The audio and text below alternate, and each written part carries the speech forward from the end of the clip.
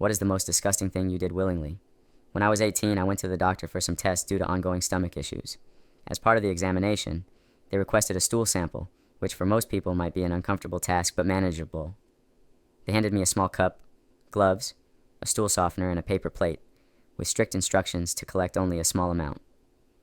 I went into the restroom and, after some time, finally felt ready to provide the sample. However, things did not go as planned. Instead of a small sample, I ended up with what felt like a tree trunk of a stool. The force of it actually pushed the cup out of my hand, and before I knew it, the cup was in the toilet, along with my sample. I was horrified. My brain went into survival mode, and instead of calling for help or coming up with a more sanitary solution, I grabbed the stool with my gloved hand and placed it on the paper plate. I was mortified, but determined to complete the task. As I stood there, staring at the tomahawk steak I had just placed on the plate, I realized I couldn't use the contaminated cup anymore. In my panic state, I just left the cup in the trash, hoping no one would notice or ask about it.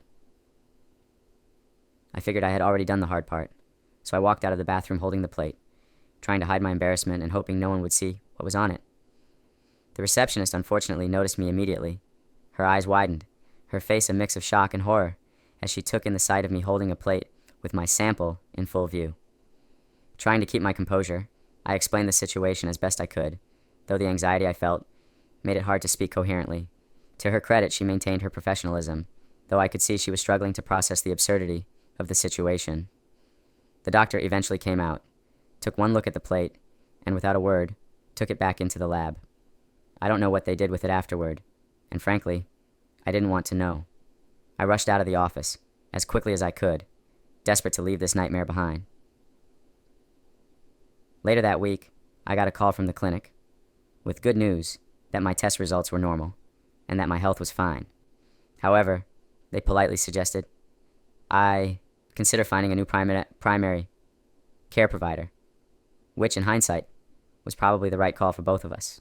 That experience was one of the most mortifying and disgusting moments of my life, and it taught me a lot about humility, boundaries, and the unexpected consequences of trying to handle things on my own. It's a story I've never shared until now, but looking back, it's almost funny in a twisted way.